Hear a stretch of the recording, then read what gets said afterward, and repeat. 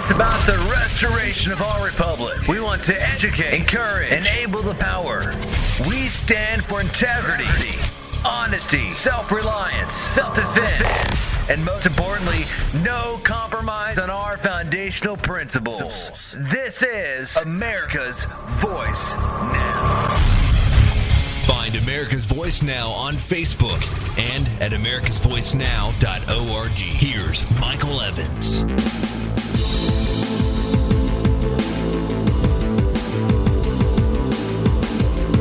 Good morning, America. You're listening to America's Voice right here, right now. My name is Michael Evans. I'll be your host this morning. I'm glad to have you on board. We're going to tackle a few topics this morning of what should be dire concern to the American people. And yet, we see treason at every turn of the screw, and the nation sits around in shocked, stunned silence.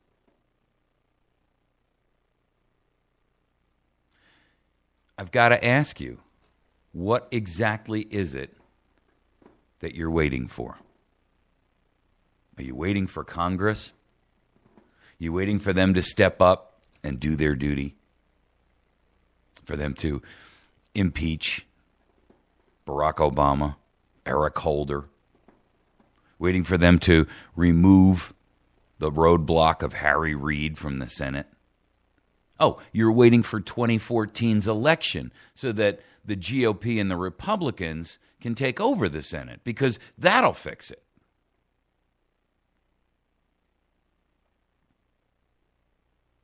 Really?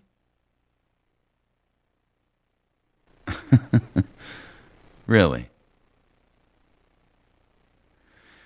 Well, I think you're wrong. I think you're desperately, horribly wrong. I mean, people say, well, what is it that the GOP is waiting for? I mean, they have all of this incontrovertible proof. They've got enough to go after them. As if that will save the day. I'm going to tell you what's wrong with waiting for the GOP. I'm going to tell you what it is they want. People say, well, what do they want? In fact, that was the headline on Drudge this morning. What is it that the GOP wants? Why do they wait? That's easy. That's very easy. Because just like you, they know that the end of America is right around the corner. They know that a Samson of evil has been pushing away the pillars, mighty in his strength.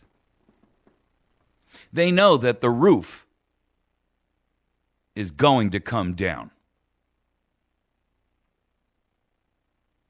And just like you, they are unwilling to poke the tiger in the nuts with a sharpened stick. Because this is a critical time. And they don't want the tiger to turn around and pounce on them.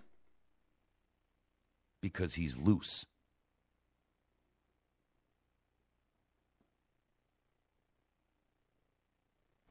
And they would prefer he go after you.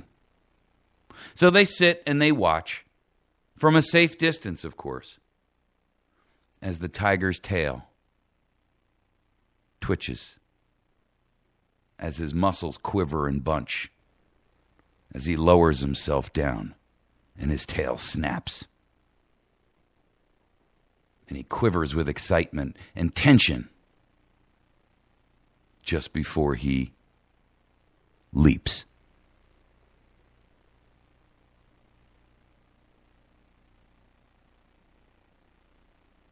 Congress won't move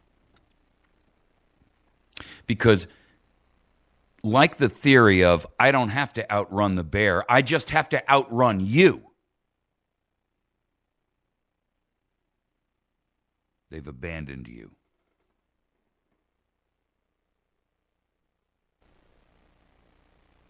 They've actually done worse. They've pulled out their pistol and shot you in the knee to ensure that the bear will stop for you.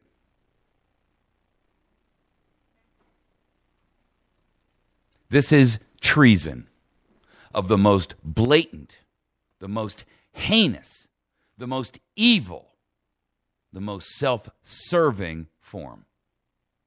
And like a hoarder's home, there's not a single corner you can find that's free of the filth and the disease and the corruption that they have engendered. Hey, America, what are you waiting for? Haven't you had enough yet? Or are you going to sit around and you're going to grumble over a bag of chips on the couch? And you're going to sit there and you're going to wait until perhaps the local police or maybe the county sheriff's department that's just been militarized by your Pentagon kicks in your flippin' door. And when they do, they're going to send your wife and your daughter one way, and they're going to get into a vehicle. And you and your son are going to be dragged another way, and then you'll be separated. And then when you arrive at the destination, you and your son will be separated again, and you'll go into one box, and he'll go into another. You're headed to a re-education unit because you're an old dog, and it's hard to teach those old dogs new tricks. Perhaps you're just going to wait until you come up one morning and you hear, and you think it's a knock, and then it continues. And you realize that what they're doing is placing a foreclosure sign on your home, the one that you've been hiding in, afraid to speak out because you've been afraid of losing it because, hey, this is all I've got. It's just my home. And where would we go? But now that's all over because the foreclosure sign's on the front door and the economy is in scrap heap and your money is worthless. And it doesn't matter how many mound stacks you hand to the bank, they just don't want to hear it.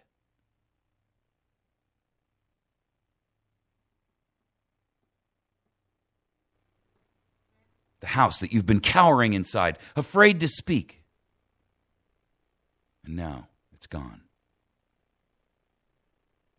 Maybe you're waiting for your boss to say, hey, listen, I appreciate it, but I know you've shown up on time today and there's just no work. We can't get the materials and nobody's buying the product, and I'm sorry, but I got to send you home.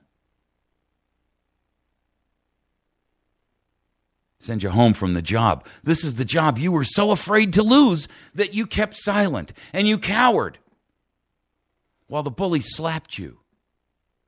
And you stood there and the tears ran down your face, but you were frozen and paralyzed in terror, unable to move. Unable to defend yourself. Oh, and it crossed your mind. You looked down at his crotch and you thought, if I just shove my knee in there. But you didn't.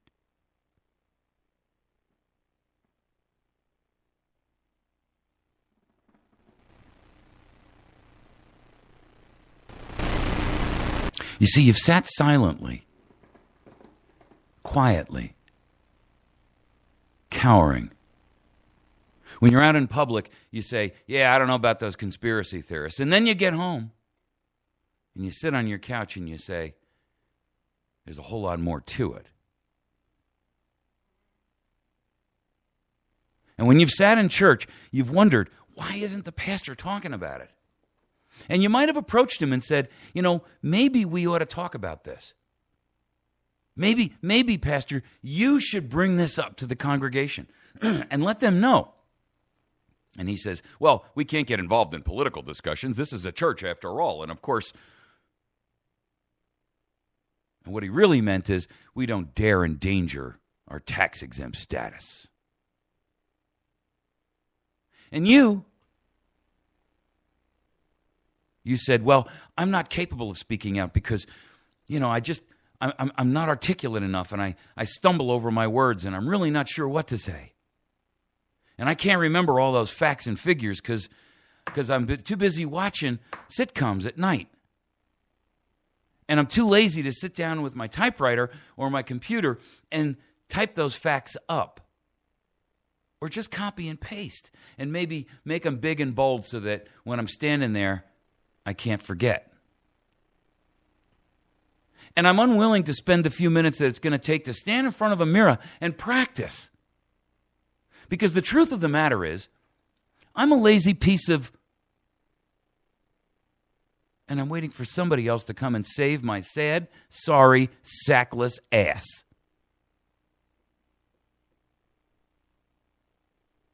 Because I'm a coward.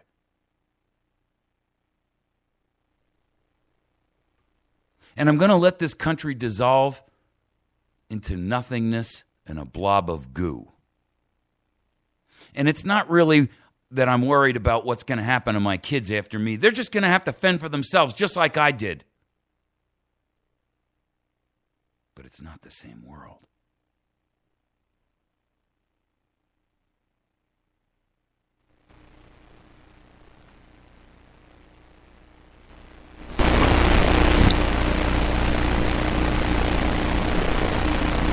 Isn't it terrible? The IRS is doing. The president releasing those terrorists. And the VA, 100,000 men and women who can't even get an appointment. 100,000. 57,000 of them filed for an appointment and never even got one. Just to get their first visit, just to get a checkup, just to see the doctor. Some of them just had a toothache. Some of them maybe needed a pair of glasses. And a lot of them had these funny, lumpy tumors that they could feel. But I don't want to say anything because, well, I don't want to be on that list.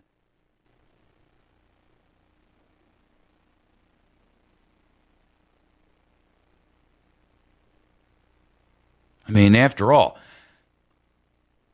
I could lose my house and my job. Could lose the car. And what if my boss says, hey, I saw you on YouTube the other day, or I read that op-ed you put in the newspaper, and I'm going to have to fire you because we can't have an employee who speaks against the government, speaks out, says the truth. Can't have that. And you go to church on Sunday and your pastor says, I thought about what you said the other day, and the more I think about it, the less I like it. And I think perhaps maybe you ought to find yourself a different church. Because we don't truck with any kind of political talk around here. Our job is to save souls. Then, not now. And it doesn't matter how many die in their sin because, well, we didn't speak out early enough. But that's really not our problem. That's God's problem. And after all, we've got to worry about that 501c3 tax exemption. I mean, we wouldn't want the IRS to come in here and shut us down. Talk like you, people like you endanger all of us.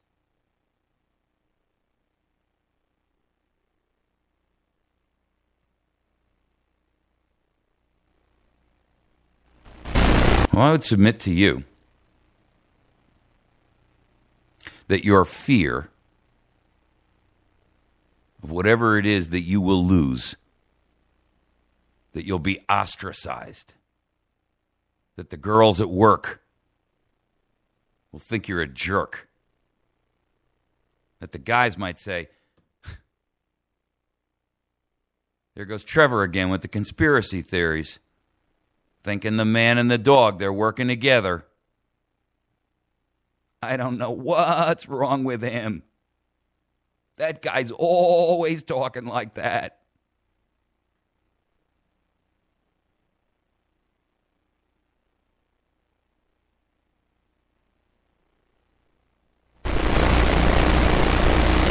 Truth of the matter is, we're beyond salvage, America. We're beyond salvage. It's over. The Republic's dead. And you've stood by and watched it happen.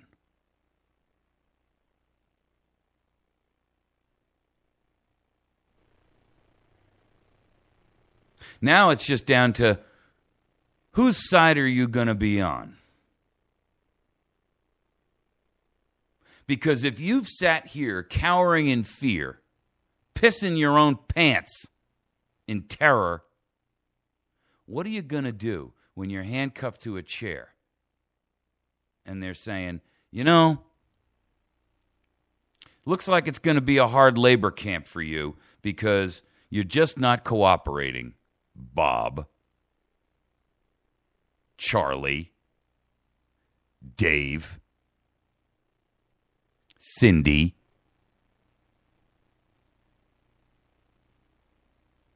And we know that you know who the neighbors are that have all of that food stored. We know that you know in your community who are the rabble-rousers. I mean, we have a really good idea already. And the truth is, we know that you've been communicating with them. But since you're unwilling to tell us, I mean, there's absolutely nothing we can do. We're just going to throw you away until the spider webs grow.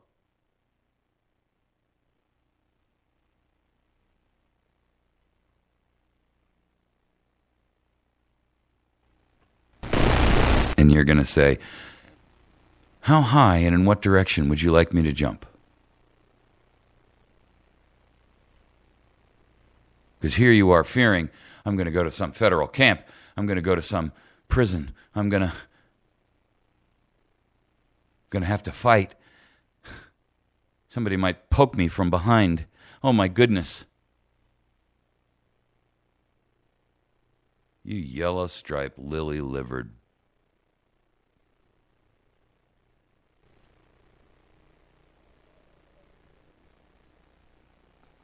Am I too harsh? Is that just a little bit too much reality for you? Huh? Tough. Because when you see what these people got in store for you, baby, that ain't nothing. That ain't nothing. When this economy collapses, and it will collapse,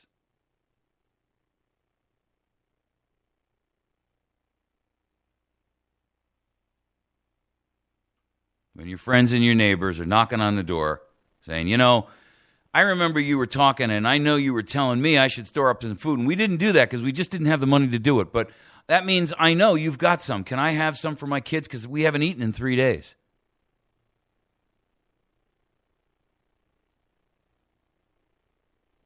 When word gets out,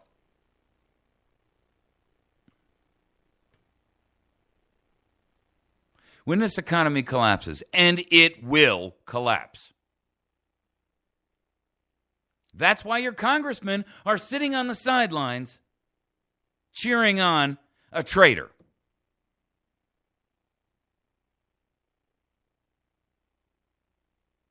Because they know the jig is up. And all they got to do is wait it out at $196,000 a year. What part of that don't you get?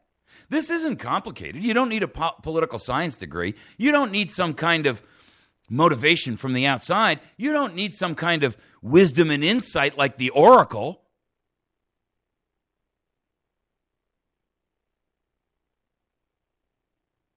In the face of multiple scenarios, the simplest one is always the answer.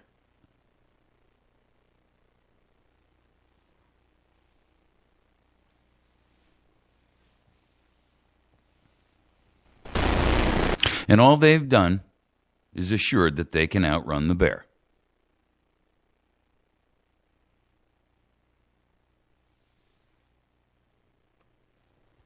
America,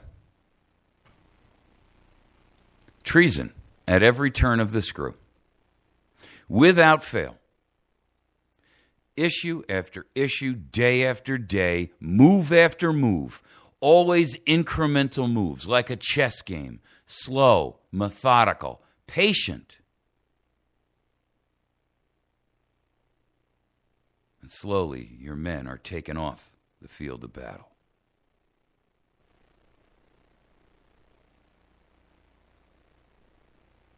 And you sit and you blithely listen to the lies and you listen to the deceit. And you pray that this time they're just not telling a lie.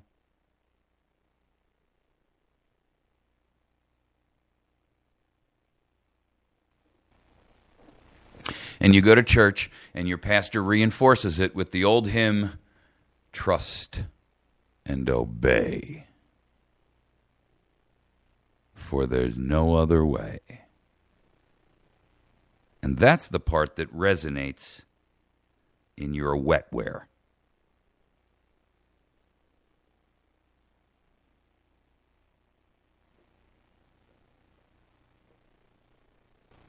You've been buffaloed, played like a violin. Sadly, but played nonetheless. We're going to take a break. When we come back, we're going to tackle our three other topics. 100,000 vets waiting. 57,000 of them never even got in the door. Never even got an appointment? Nope. And the other 43, well, they're still waiting for the first appointment. Our third segment is the IRS, who gave the citizens' records to the FBI. Huh? That would be called, let's see. Oh, that's right. Government-sponsored terrorism. Hey, could you pass those chips? I'm kind of snack hungry. Because this sitcom here, this one's a funny one. And our fourth segment. Law enforcement loaded for bear? No. They are loaded for you. We'll be right back.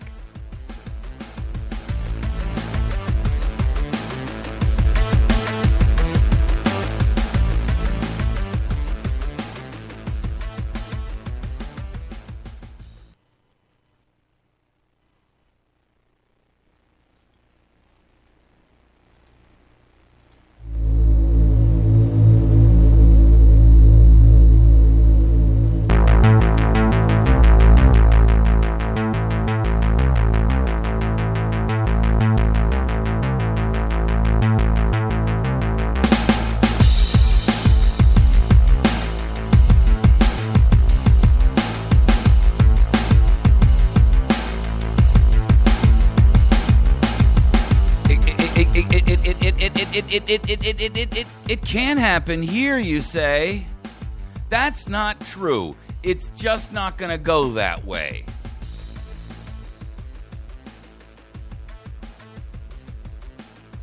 Those people up on Capitol Hill, they're just making mistakes. It's not intentional. They don't really mean to hurt us.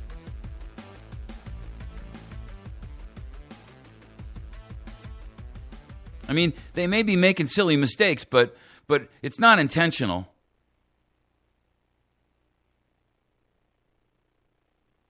It can't happen here. This is the United States of America. We ain't never had no tyranny here. That only happens over there.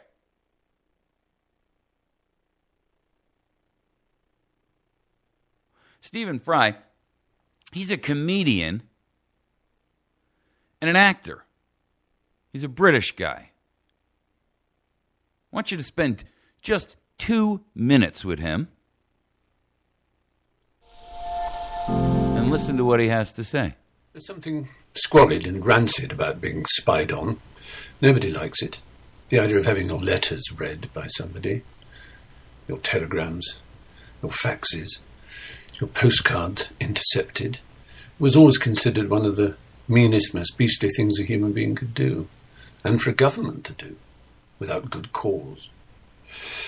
Using the fear of terrorism that we all have, the fear of the unknown that we all share, the fear of enemies who hate us, is a duplicitous and a deeply wrong means of excusing something as base as spying on the citizens of your own country. GCHQ, the NSA in America, cooperate together through PRISM and other systems to listen in on, to read and intercept everything we send. It's enough that corporations know so much about us and our spending habits, our eating habits, our sexual preferences, everything else. But that a government, something that we elect, something that should be looking out for our best interests, should presume, without asking, to take information that we swap, we hope privately, between ourselves, is frankly disgraceful. Those of us who, from the very beginning of the internet, had the highest hopes for it, haven't lost our optimism. We still think the ability to call our masters to account, to find things out, is incredibly important. But it is very depressing how much governments wish to control the internet. And it's up to us to speak out about it. And it's up to the real leaders and masters, as it were, in this field, the ones we trust and know are on the side of freedom, people like Sir Tim Berners-Lee, to lend their voice to a campaign to urge governments everywhere in the free world to step back from the brink of totalitarianism that is threatening to engulf us. Thanks very much. Did you hear those final words he used? It's funny, he used the word totalitarianism.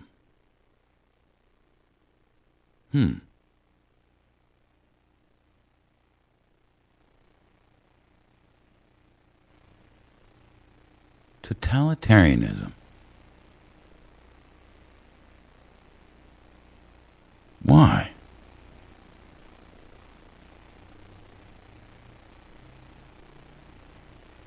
Because totalitarianism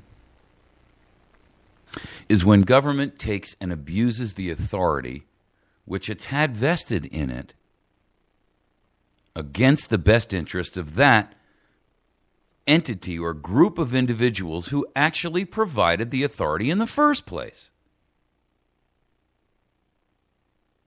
Cheryl Atkinson put out an article the other day about how the government experimented on preemie babies. Preemies. I mean, these are babies that were born premature, barely able to breathe on their own. In fact, couldn't breathe on their own, which is why they were on this ventilation system or whatever you want to call it. I'm not involved in the medical industry in any way, shape, and form.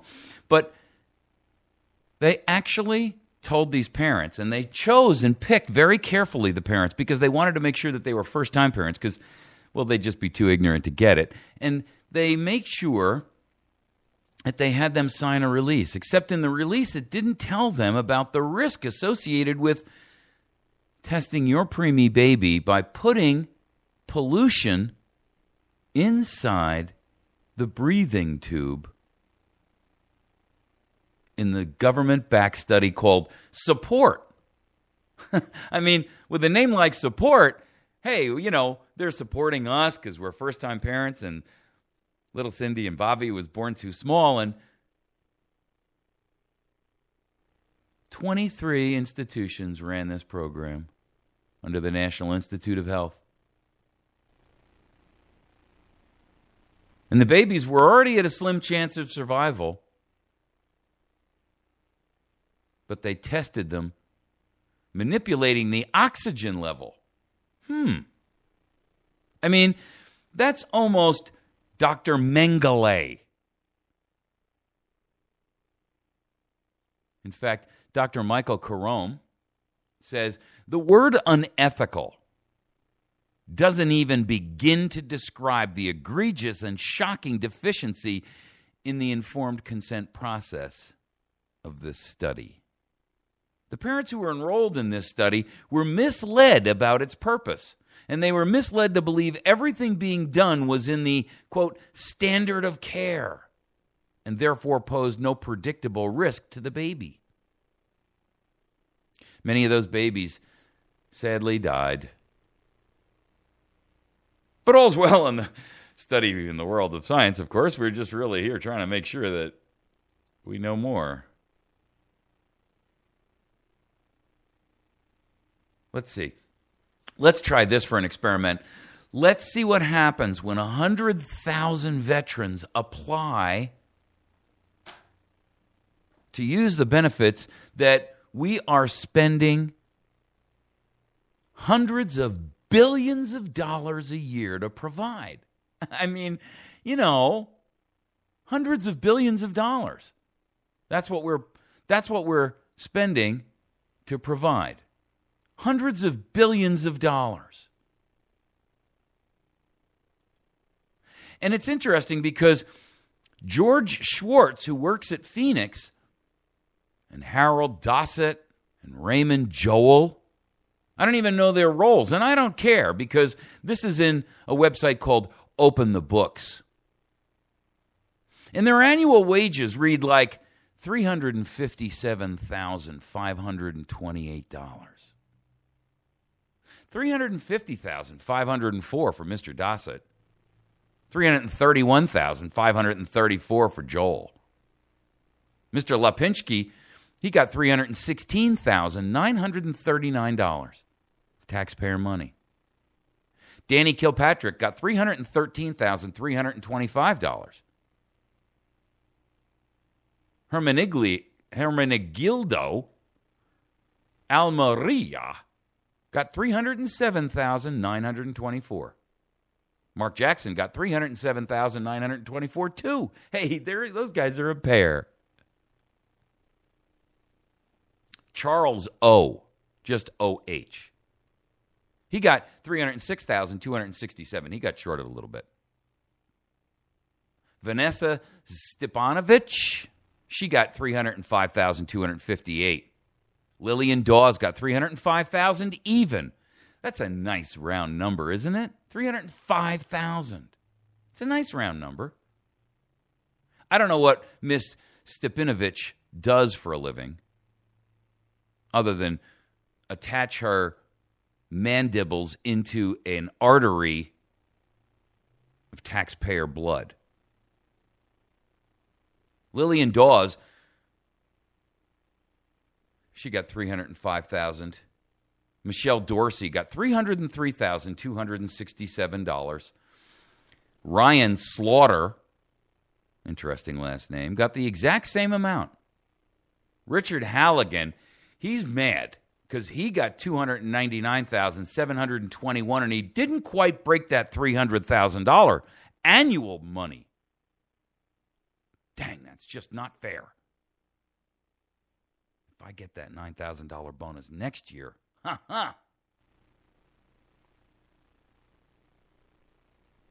Anthony Hubert Dorsey, he's thinking the same thing.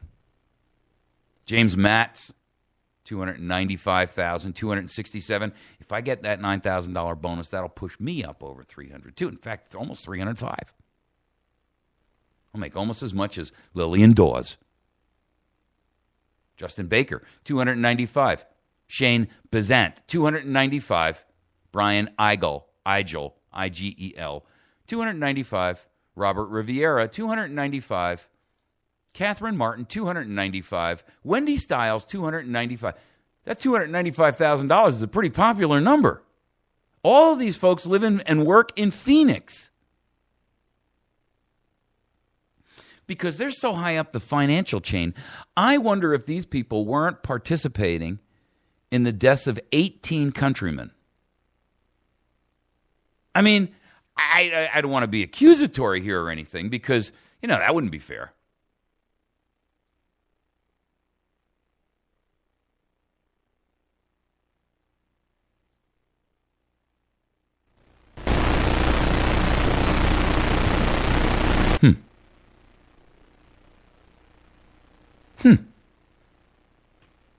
I mean, this list just goes on and on and on and on. It's page after page after page. In fact, at the bottom of page 1, and there's 100 names on there, we haven't gotten below 217,000.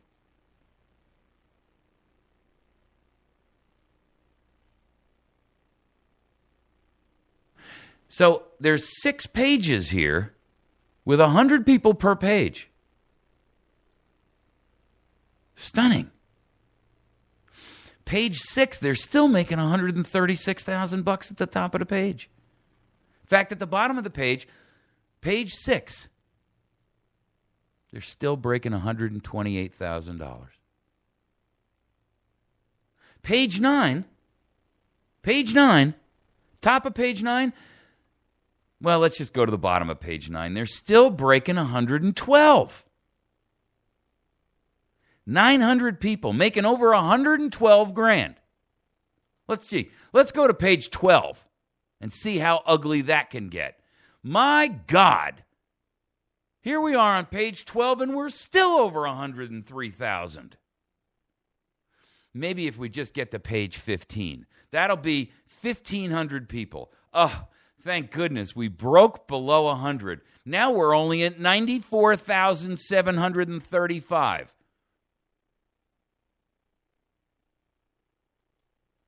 Let's see. Maybe if we go to page 18. We're still at 89,265.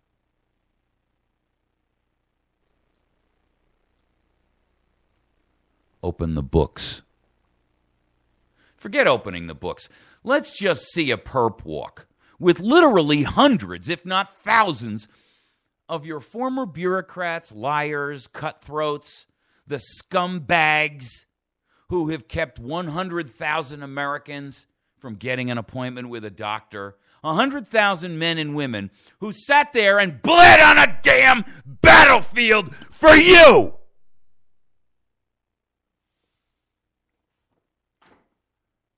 And you sit on your couch, and man, that's just frustrating.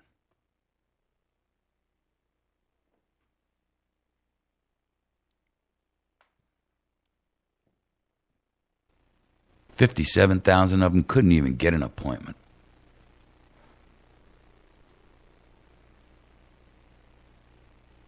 But we're going to have to let Congress deal with this because it's too big for us. I mean, what are we going to do?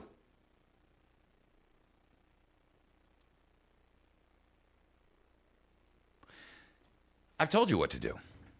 I've told you what to do repeatedly. I've told you what to do so many times, I'm sick of telling you what to do.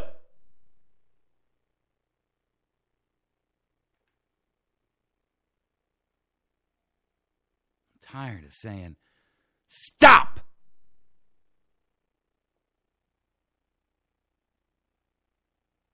Stop going to work. Stop paying your taxes like the good little stupid slave that you are. Stop voting. And make sure that, if necessary, by removing the air from their tires, your neighbors don't vote.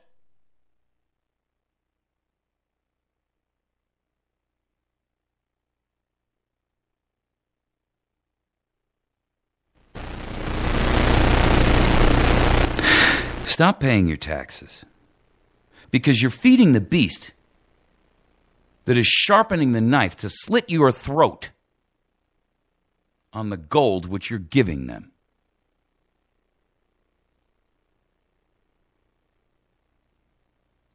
I mean, I'm surprised at this stage in the game. Yesterday, we talked about how they're going to use this thing out in Nevada where these people walked up and shot those 2 police officers, and immediately they're saying, oh, that Gadsden flag they draped over the bodies, that's a sign of the Tea Party.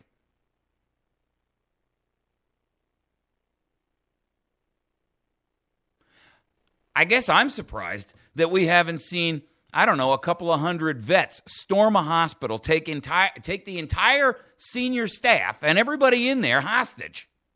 I can't believe it hasn't happened. I'm actually stunned. Because these are men who ran into the face of bullets. These are men who climbed a cliff while some guy stood at the top and shot down at them.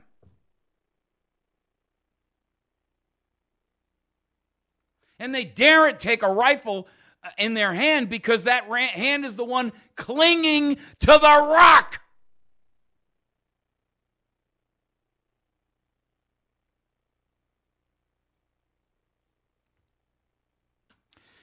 These are men who, according to the New York Times, were over in Afghanistan, and they were haphazard in Mr. Bergdahl's unit because they were wearing T-shirts with cut-off sleeves, and they had bandanas on while they dug holes in the ground.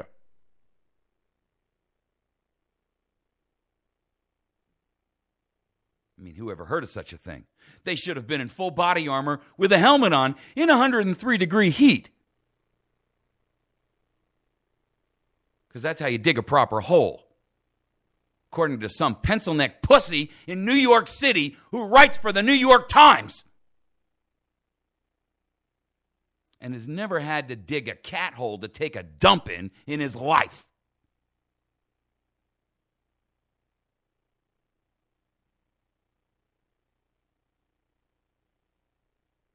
But he sure can push a mean pencil.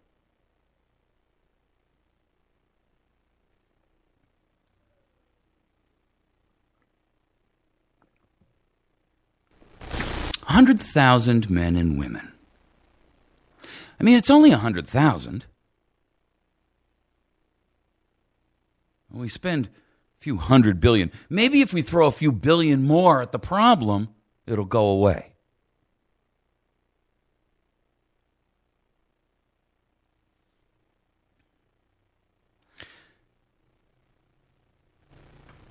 Maybe those vets will take care of themselves. They'll just go over there and they'll make those people give them medical help.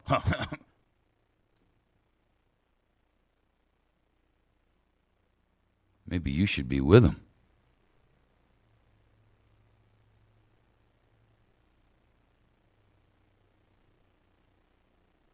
Maybe a few million Americans ought to just gather around every VA hospital. Probably around 10 o'clock in the morning after all of the VA people have gotten to their work. And the place is fully loaded and cracking. And let's see, I'd say, maybe 500,000 Americans around each facility. Lock it down, shut it down, ring it 50 people deep. Enclose the entire property with American citizens who say, nobody gets out. You're going to stay. And we've dispatched some folks to the homes of everyone who's off duty because we're bringing them back. And everybody stays until everybody's taken care of. All 100,000 of them. And anybody attempting to get in or get out will have to leave horizontally. It's 500,000 Americans per city. Well, for crimini's sake, How hard would that be to do? Would only have to start in one. And soon some folks over in Phoenix would say, hey, why don't we do that at ours? And some folks over in Tennessee would say, maybe we should do that at our VA. Maybe some folks over in New York would say, that's enough. I've had it. I'm going over there. Maybe some folks in California would say, dude, like for real, let's go over for the party, man. Maybe some folks up there in Wisconsin would say, hey, I guess we ought to go over there, eh?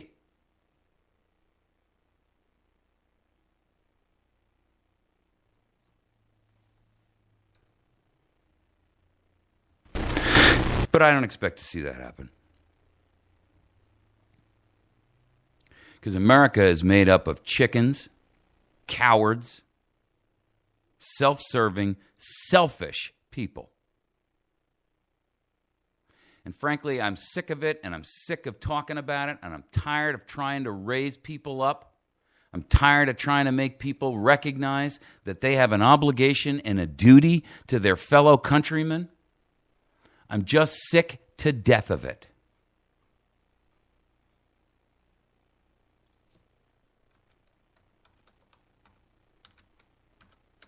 Because, well, the real problem is, and Sam Adams told us this best, he said, if you love wealth better than liberty, the tranquility of servitude better than the animated contest of freedom, go from us in peace. We ask not your counsel, nor do we ask your arms. For you can crouch down and lick the hand which feeds you, and may your chains sit lightly upon you, and may posterity forget that you were our countrymen.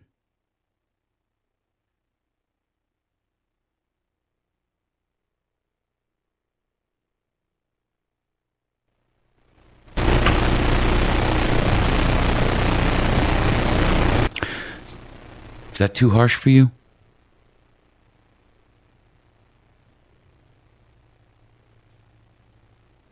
Is that inciting a riot? Because I suggested that 500,000 Americans ring a hospital and say, nobody gets out until these people are treated. You've earned your money, or you've gotten your money, now you're going to earn it. And this place stays open 24/7, 365, until everybody has had their problem taken care of. Because we paid you.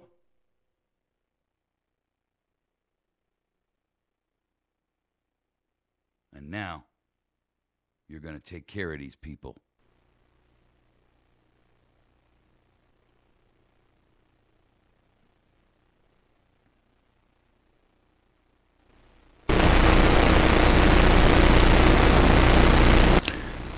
When we come back, we're going to talk about how the IRS has given citizens' records to the FBI. That's blatant lawlessness. It's a violation of all written, unwritten, every kind of law. But nobody seems to care. We're going to probably sit down and order another pizza from Pizza Hut. Because, you know, I get hungry watching all that mind-altering programming they're feeding me. Honey, have you seen my antidepressants?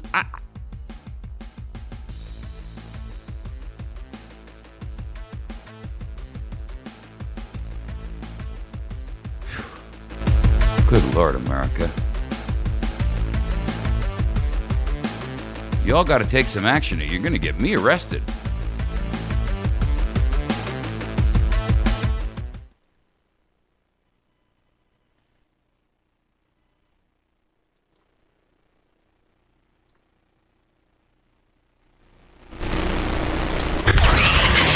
It's It's about the restoration of our republic. We want to educate, encourage, enable the power. We stand for integrity, honesty, self-reliance, self-defense, and most importantly, no compromise on our foundational principles. This is America's Voice Now. Find America's Voice Now on Facebook and at americasvoicenow.org. Here's Michael Evans.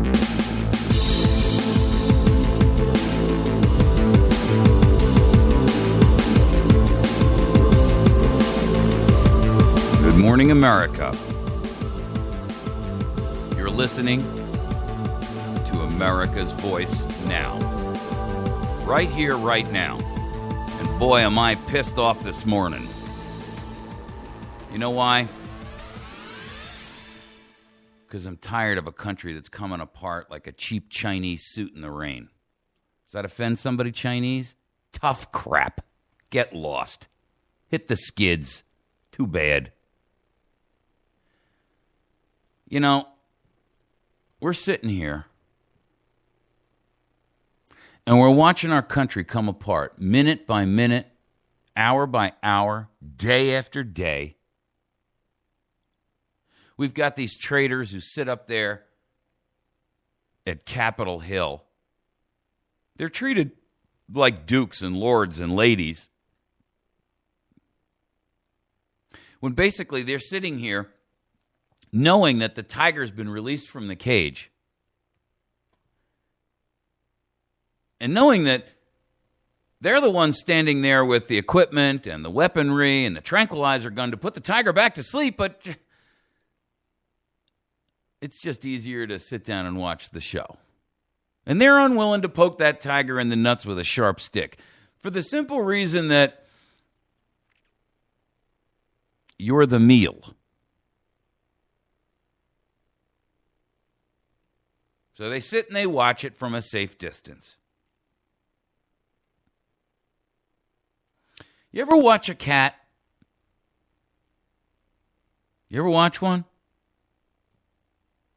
You know, it'll sit there and it's looking at that mouse or that grasshopper or that squirrel. And that cat, you know, they sit there and they move their feet and get in just the right position, and their back legs are going and their tail is going, and their ears flatten back and their whiskers pull back, and they sit there and their eyes get big, boy, because they want to let in all the light. They don't want to miss a movement.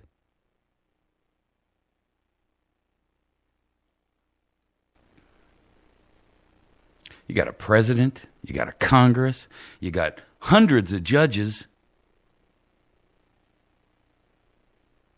All of them, some of them cats. Some of them just observers.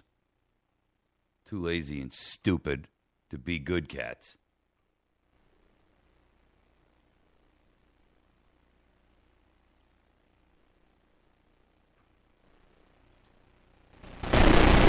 The Treasury the other day got caught disclosing your banking information with spy agencies.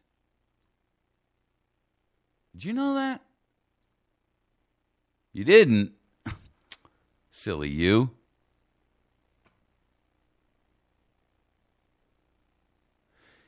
Yeah, they got caught. They were sharing your personal banking data and the records that you have with the National Counterterrorism Center. I mean, you know, because maybe you did a transfer of some money to a Muslim group, you know, that's supported by the White House. And, of course, golly gee, you know, Congress, they're giving them guns and weapons. But if you donate $1,000 to a mosque, they're going to come kick your door in and shoot holes in you. But of course, don't worry about it, because it's all within the limits of our authority, they say. All of it.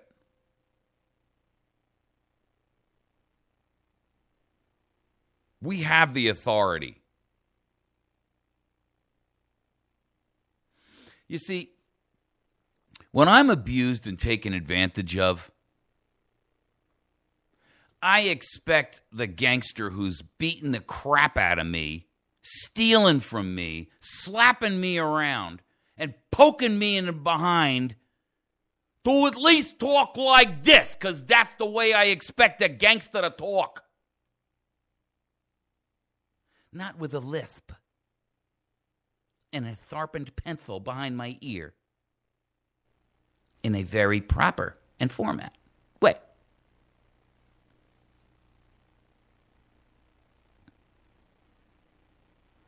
I expect my gangster to look and act as ruthless as he is. I don't expect my gangster to walk up like Poindexter and say, but the bill has been passed properly.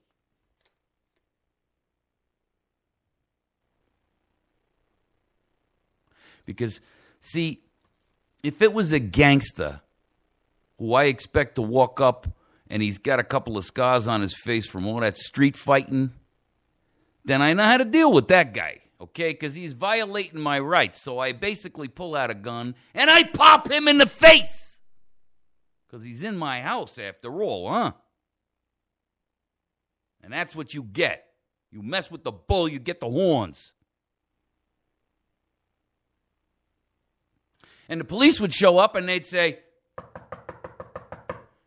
there's a body laying on your floor, sir. Could you please explain why all the blood is spattered all over the walls? And I'd say, yeah, this guy came in my house and he demanded money from me. In fact, he told me he was going to hang me if I didn't. So I shot him right in the face. And they would say, well, you're inside your home here, and it does look like it was a self-defense matter because the man is well armed, of course. So I guess we'll wrap up this investigation. But if it was the pencil neck geek from Capitol Hill, they'd hang your ass from the nearest yardarm. Now, explain to me what the difference is between the gangsters. Yeah.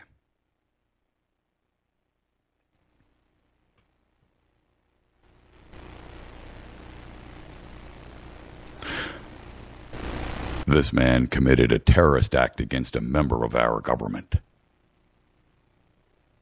Because he shot poor Poindexter in the face.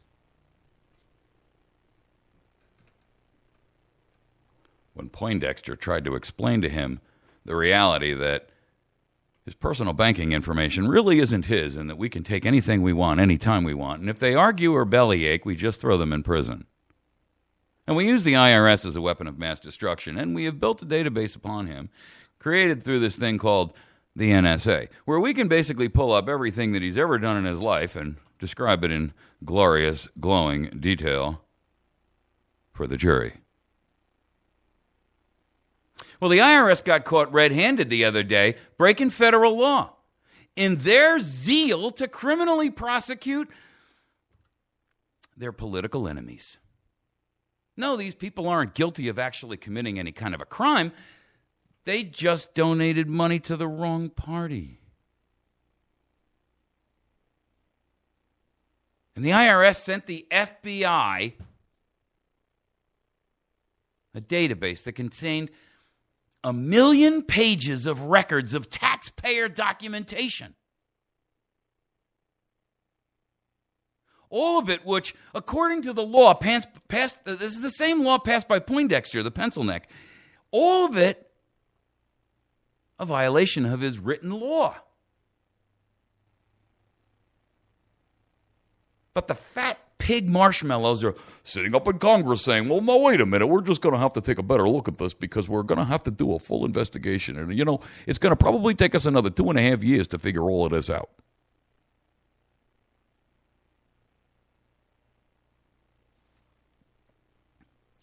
$21 discs, 1.1 million pages in a database of information about 501c4 tax-exempt organizations and the donors who donated to them. The IRS was considering political speech by nonprofit groups to be so troublesome that it illegally assisted federal law enforcement officials in assembling a massive database of lawful political speech on thousands of American citizens. And this was back before the 2010 elections. So apparently this has been going on ever since Barack Insane Obama took office.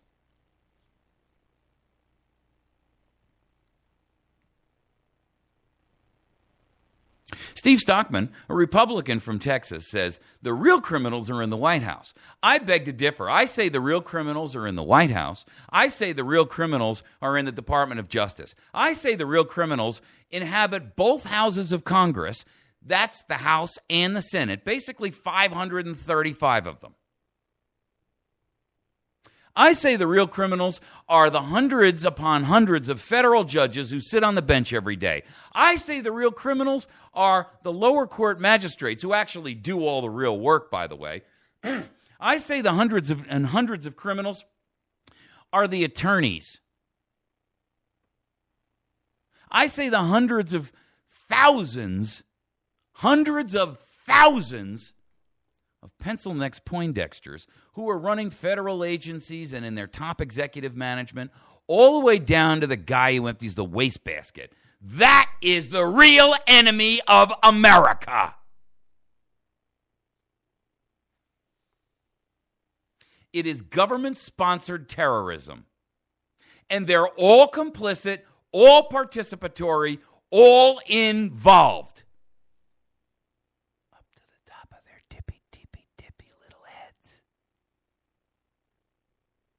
There's nobody that's not involved. Because even the mail clerk knows what's going on.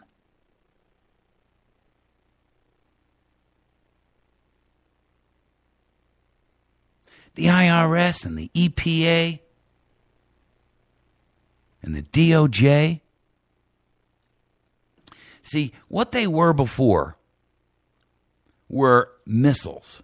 But these were missiles that when you fired them off, they went up in the air and they came back down and they basically hit the ground. And just by force, they kind of created a little bit of damage around them. But when you arm the warhead, suddenly, they take on an entirely different role. They become weapons of mass destruction. And they're being used on you. Like a cruise missile that can be fired through the door of the palace by Bill Clinton.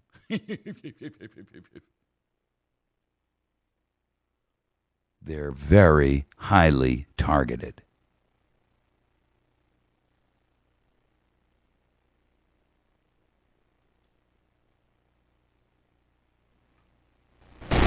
Now, this is a blatant and clear and obvious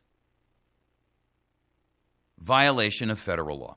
No one can deny that the IRS has no right to send information through to the FBI under any circumstances, period, end of story, bar none, period.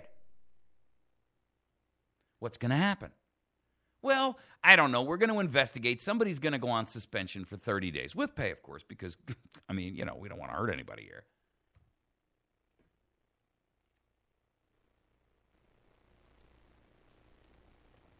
What's going to happen about the Treasury disclosing your bank data and sharing it with spy agencies who are combining all of this in their master databases in Utah? These ones that are 17 football fields in size, basically a hard drive.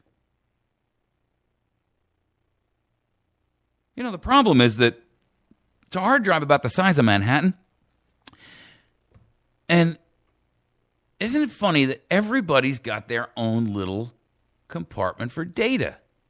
And they're recording this radio program right now, and probably the fact that you're on the internet watching it. Maybe, if you're listening on radio, it's a little harder. So you might be safe in that regard. But the truth of the matter is, if you've ever visited our website or you've ever visited our Facebook page, or you've got a Facebook page of your own, they've already got your photograph. They're utilizing it for facial recognition to make sure that they've got an exact picture and a voice print of your telephone call so that they can put it all together and basically make sure that you're who you say you are and who they think you are. And if at any given point in time they need some information to gather together, they can take anything they want out of context, out of your files, combine it together to make it look like you are guilty, and indict a ham sandwich. And some asswipe in a jury box is going to sit there under a grand jury indictment and say, yes, I think this fella may just be guilty because, I don't know, the way they present this information, this guy is just... And that prosecutor, he seems so sure. I know I haven't actually heard from the person themselves because they're not here to defend themselves because this is a secret grand jury and there's no evidence from the opposing side. But I guess I'll just leave that to the next court to solve when the person goes to trial.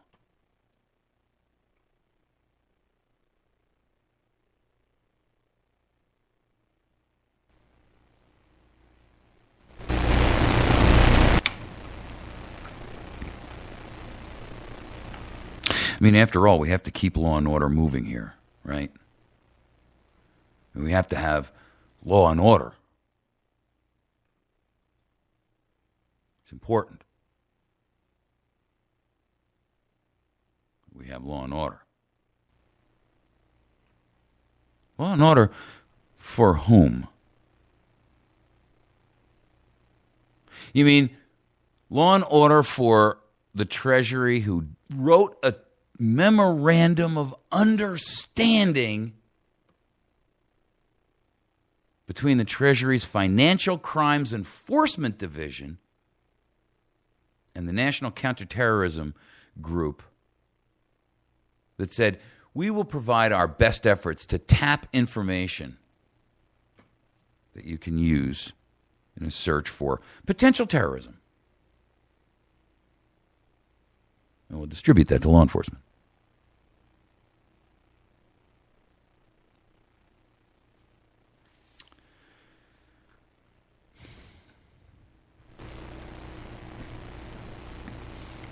Meanwhile, you know,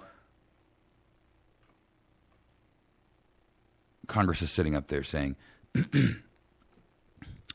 things are a little lean on the calendar today. Let's talk about immigration.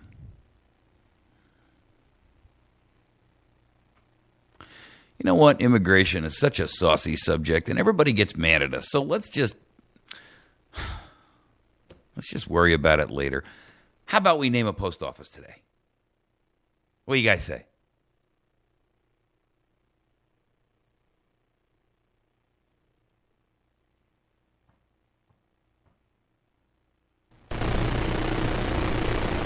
The IRS gave citizen records to the FBI in an action that can be described as nothing else but government-sponsored terrorism. And frankly, nobody gives a damn. Because it's another in a long list of incremental treasons that we've just been accepting for so long at this stage in the game, it's kind of hard to figure out, well, you know, what should we do about it? They did so within limits, after all. That's what they're telling us, right? I mean, are we to believe that we can trust their judgment about limits? Really? Explain that one to me. Whose limits? What limits? The limit is 0. No tolerance. Or is that only for school children who would bite a breakfast cookie into the shape of a pistol?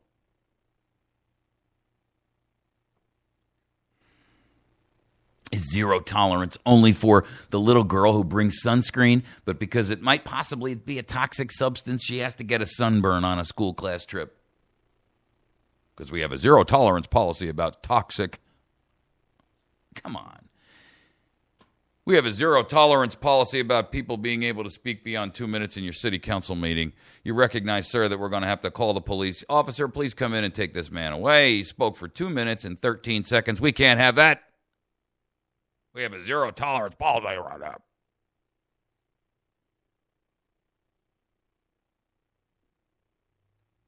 See, folks, this is the treason of incrementalism that we allow every day. And our minds allow it because, well, it's been happening for so long, and it happens at such a slow and glacial pace. Today we accept a little bit more, tomorrow a bit more, and soon we'll accept just about anything.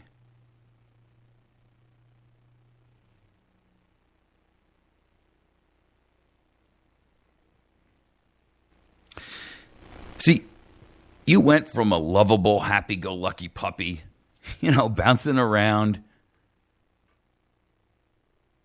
But that master of yours, when you first started out life, it all looked like it was going to be so rosy. And then you felt the sting of that rod. And it cracked down across your backside, and you couldn't figure out what you'd done wrong. And it didn't take more than a couple of days before every time you see that guy, you hit the ground, your belly hits it, and you piss on the floor in fear.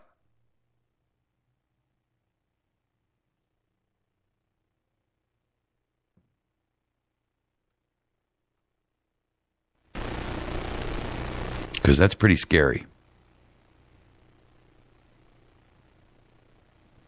And as you get older and more powerful, and you grow taller, that man who's been beating you for so long, you're afraid to bite him. Even though you've got these sharp teeth, and you could literally jump up and rip out his throat, you won't.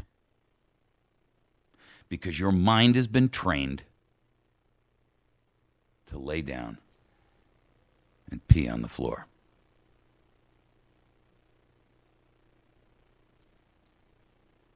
And you will die in squalor and misery and fear.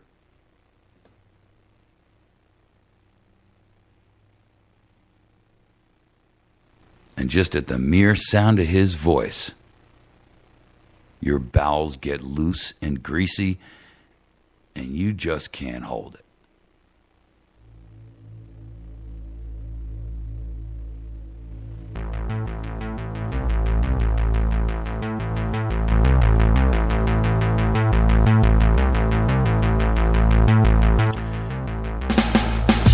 Listening to America's Voice. We're going to take a quick break, and when we come back, we're going to wrap this show with our fourth segment about law enforcement, who happens to be loaded for bear. I mean, not bear. You!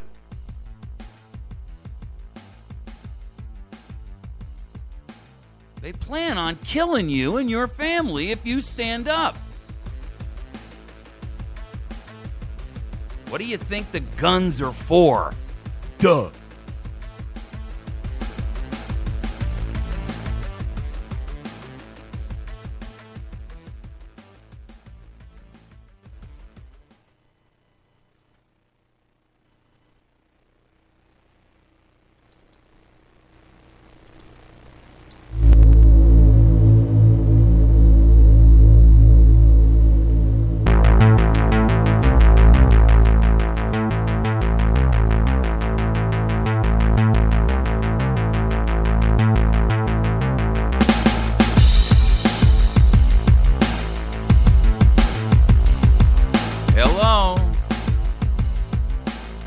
Rise from your slumber.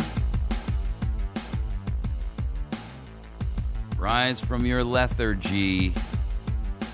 Like a petulant, punky, snot-nosed teenager, it's time to get out of bed and go to school.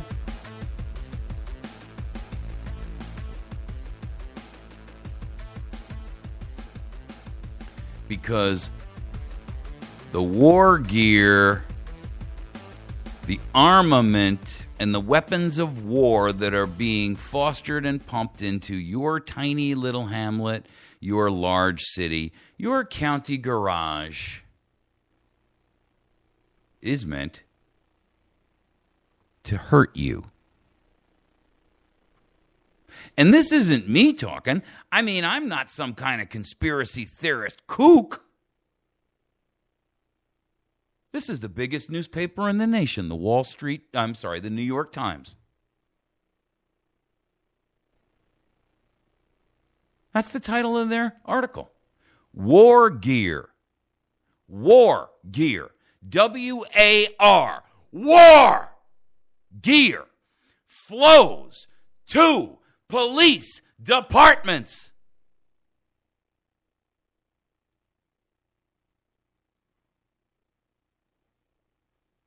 How much of it? Well, let's see.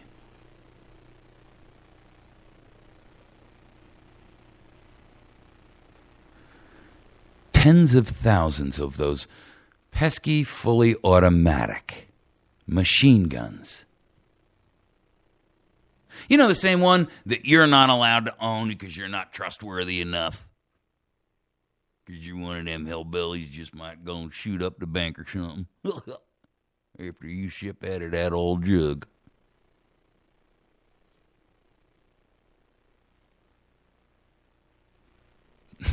Well, let's be exact. 93,763 of those in 223 and 308.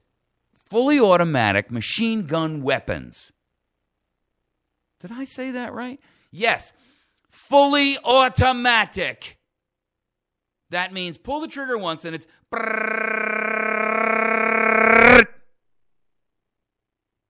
till the magazine runs out. But fear not, because we also distributed almost 200,000 of those. Many of them that hold 100 rounds. So it's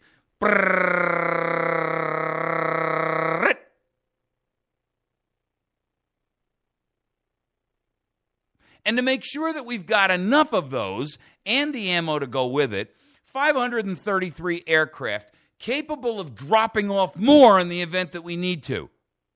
Because this isn't the wilds of Afghanistan or the mountains of Laos. This is the suburbs of Indiana or California or the wilds of the Ozarks. Because them rednecks down there, gee. 435 MRAPs to be distributed in little towns with as few as 10 and 11,000 people. I mean, you know, that mine-resistant, ambush-protected, that's what MRAP stands for, vehicle. You know, the one that you can't shoot through with the 308. Not even the glass. Forget the door. You know, the one with the V-bottomed hull, so in case you, an American citizen, plant an IED underneath the sewer grate, the guys inside have nothing to worry about.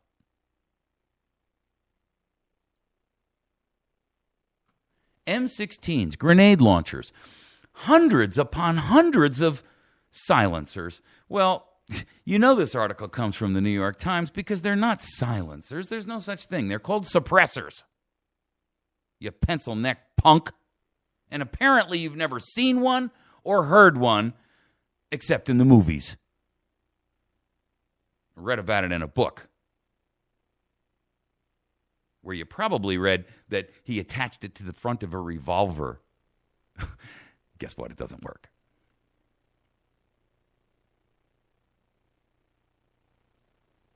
Thousands upon thousands upon thousands of pieces of camouflage. Thousands and thousands of night vision pieces. 50,000 pieces. Night vision, binoculars, goggles, sights. Let's see. What are you going to do with a sight? It goes on a rifle, and when you look down it, you get to see two different pieces, the back one and the front one. And if you line those two up properly, whoever's at the other end of that sight gets a hole in them. But these are in Milwaukee, and these are in Memphis and Murfreesboro. And these are in Boston and New York. And these are in West Plains. And my goodness, why do they need all that? Them drug dealers got lots of guns. They're dangerous crowd. We got ourselves some 435 armored vehicles and 435 MRAPs. In case them dag-nabbed meth dealers go crazy on us. Huh. Them fellers, they're dangerous. Got automatic pea shooters and everything. But the truth is that violent crime has been dropping across the board in the United States at a stunning and staggering rate.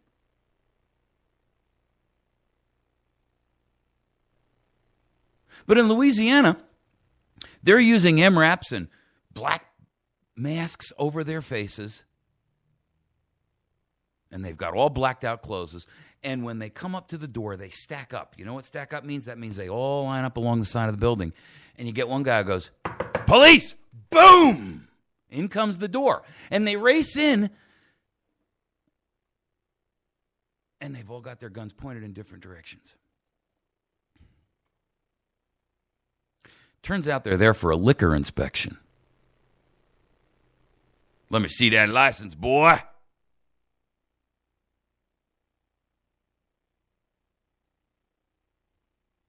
We're the new revenuers. Anybody want a drink? Or in Florida, shh, fellas, we're stacking up. Ready? Ready to blow the door, Jed? Police! Boom! Throwing a couple flashbangs. Pow, pow! All right, who in here's got the barber license? Think I'm making it up?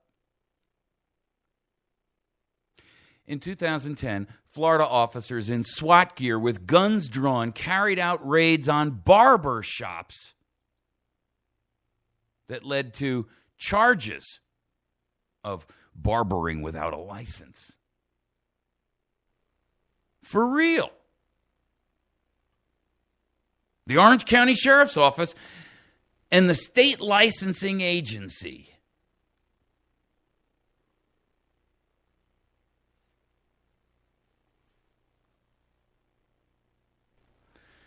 they raided all these barber shops. Deputies rushed into businesses, guns drawn, wearing masks and vests, and yelling obscenities and threats of violence.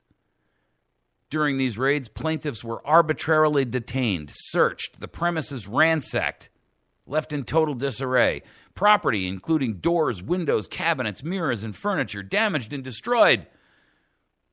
'Cause you're barbering without a license, boy!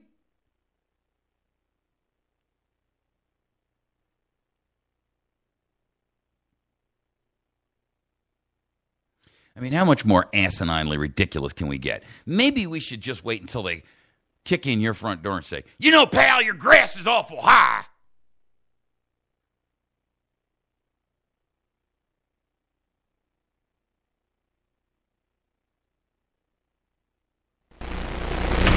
Gonna read them there nightclubs. Because we're the law. Oh, well, that's right. Up in New York, it's, we're the law. Whatever we say, that is the law.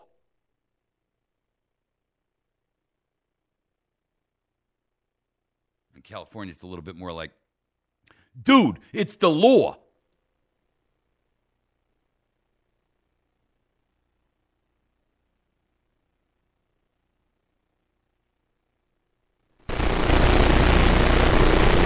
When they asked Nina's police chief. Now, Nina is the mighty metropolis of Nina. This is Nina, Wisconsin. I think their population is 22,000. They haven't had a murder in 5 years. Nina, the mighty the teeming, I mean, the disease-ridden, drug-ridden, I mean, criminality of Neenah is legendary the world over. Everyone knows of Neenah, Wisconsin.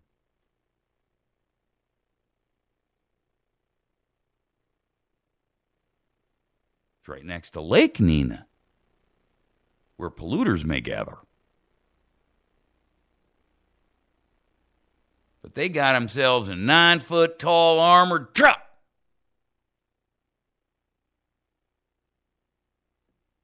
We got ourselves a couple of M16s. Sent right over here from Afghanistan. In fact, this one's still got a little Taliban blood on it.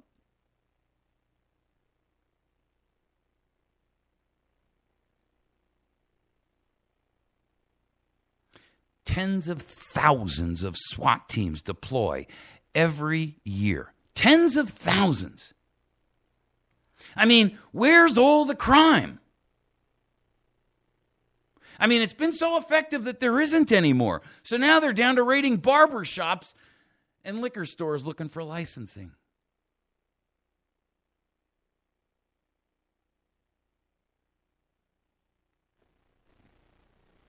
And to accomplish that mighty task, in the mighty metropolis of Neenah,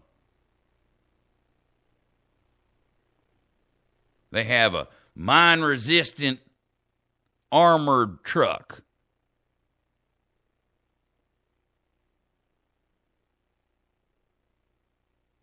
$25,000 folks in Neenah. 25,000.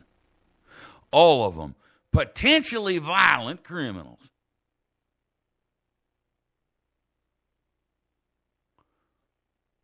But Sheriff, says Shay, it just seems like ramping up a police department for a problem that we don't have. I don't get it. We don't have crime here. In fact, this is not what I was looking for when I moved here, says Shay. That my children would view their local police officer as an M16 toting SWAT apparel wearing officer. Somebody has to be the first one to say, hey, why are we doing this? Says William Pollnow, the city councilman, who was the only one who opposed getting a mine-resistant armored patrol vehicle with turrets at the top to hold a .50 caliber fully automatic machine gun. But Kevin Wilkinson, the police chief from the mighty crime-ridden metropolis of Neenah, he came out and he said, well, I understand your concerns. And, even I thought it was a little big at first. But our old armored car can't withstand high-powered gunfire.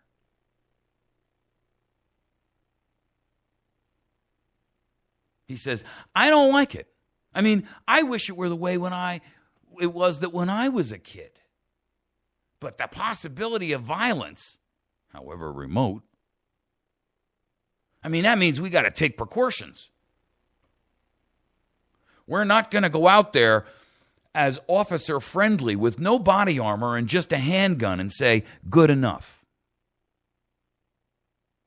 Well, with all due respect, Mr. Wilkinson, having an MRAP is a far cry from officer friendly with a little body armor and a pistol. You see, what you're doing is you're using the tactic that most pieces of human excrement use when they try to put up what's called a straw man argument.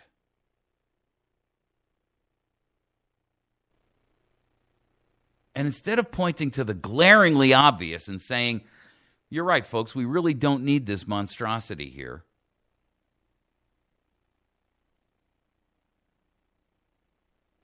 you compare it to an officer friendly in body armor and a handgun who says, good enough, Sarge, I'm on my way. There's a big difference, sir. And officer friendly with a bulletproof vest, which was probably supplied by a bake sale from the ladies in town, which is, by the way, a very good idea. I mean, that is how a community is supposed to operate. Not by the Pentagon giving you M16s, night vision goggles, MRAPs, Humvees, aircraft, thousands of magazines to go along with the thousands of machine guns, to go along with the hundreds of mine-resistant armored vehicles. I mean, the closest that the mighty metropolis of Neenah has come to an IED is little Charlie Smith, who pulled an M80 out of a pack and carefully lit the end of it on a punk. And he threw it out in the middle of the road around July 3rd, and it went pow in the middle of the street.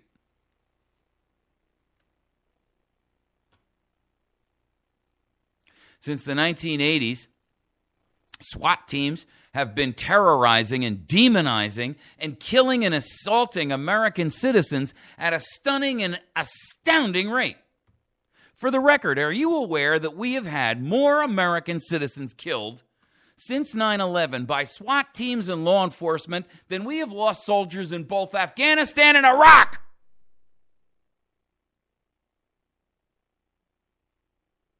And those boys out there were kitted up.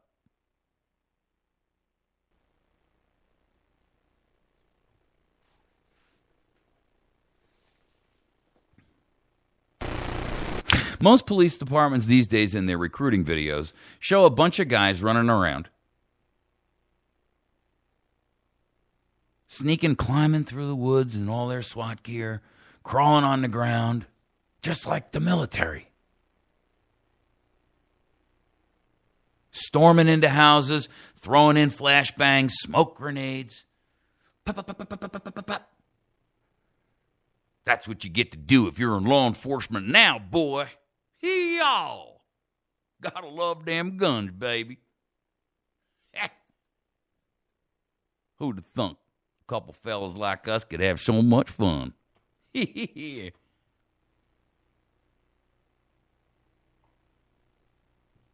course, we believe in apple pie and mall, Budweiser.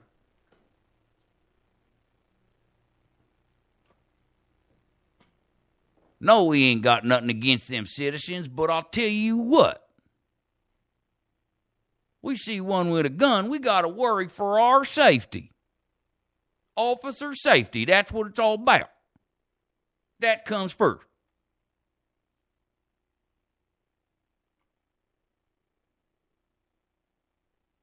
Well, but officer, the number of people killed as officers in the line of duty has been dramatically falling too. Yeah, but you wouldn't say that if you was the one getting hit.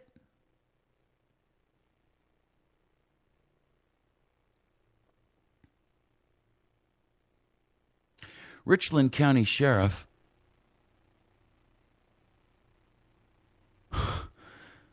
on his website, he features the SWAT team dressed in black with guns drawn, flanking an armored vehicle that looks like a tank and has a mounted .50 caliber gun. Richland County, South Carolina. Yo! The spokesman for the department says, the vehicle allows the department to stay in step with the criminals who are arming themselves more heavily every day. Police officers take it to schools and community events where it's a conversation starter. All of a sudden, we start relationships with people.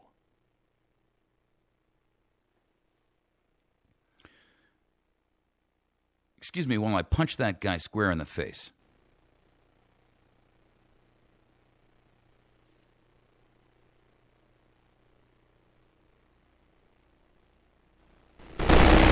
Ronald Teachman, he's the police chief in South Bend, Indiana. Arguably a larger hub of crime than Neenah, the mighty metropolis, or Richland County, South Carolina. Now, Ronald Teachman, he's the police chief of a law enforcement office that has quite a few more officers than both of those two other organizations combined. And he says, when they offered him a mind-resistant vehicle, listen, guys, I just got to say no. I mean, I go to schools too. Except when I go to schools, I bring green eggs and ham. And all of a sudden, he starts relationships with people. Now, there are two kinds of relationships in the world. There's the kind of relationship that walks up when I introduce myself and I say, hi, my name is Mike, how are you? And I stick out my hand and you shake it and we say, oh, I'm fine, how are you? Then there's a kind of relationship that begins when I walk up and I shove a gun in your mouth. And you say,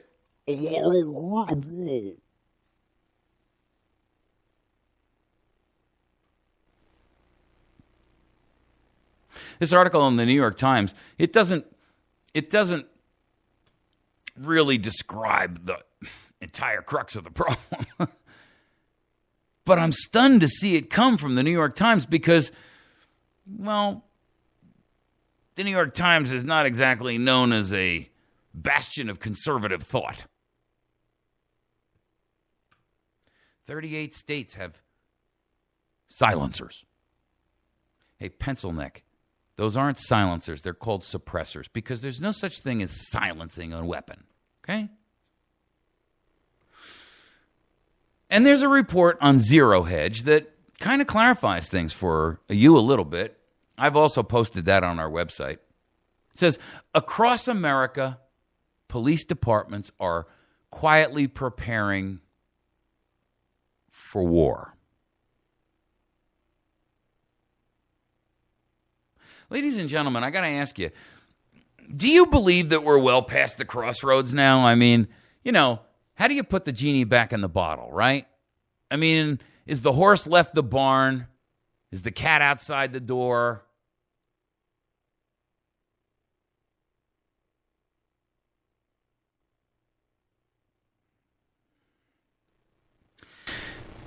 And what is it that you precisely do when you come to the realization that the genie's out the bottle, the cat's out the door, the horse has left the barn?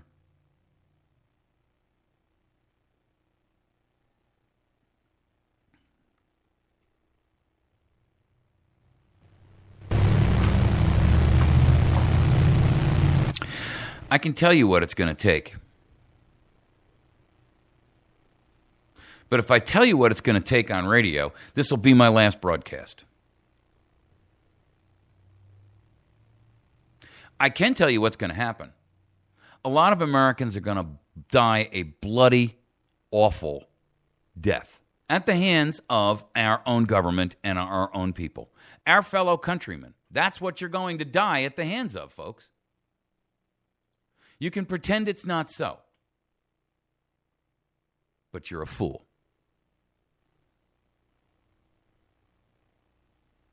And those who say, our military won't turn against us, and those who say, but our law enforcement have sworn an oath.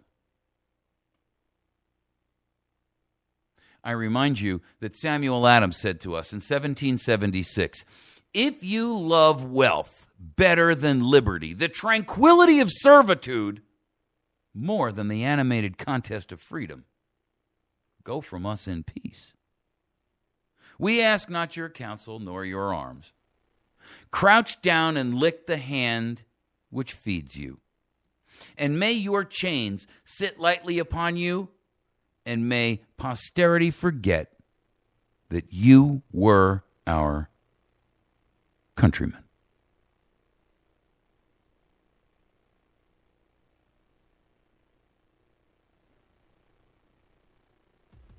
Because the nation and the world are full of characters who, to keep their job, will love wealth better than liberty. Good day, America. God bless.